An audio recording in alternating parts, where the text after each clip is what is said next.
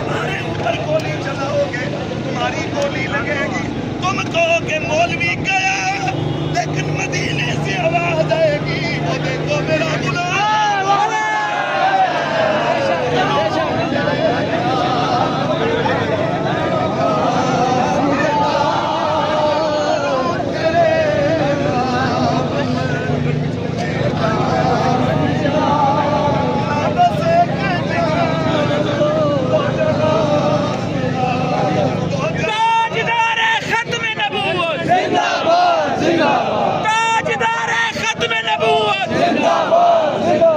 Qadiani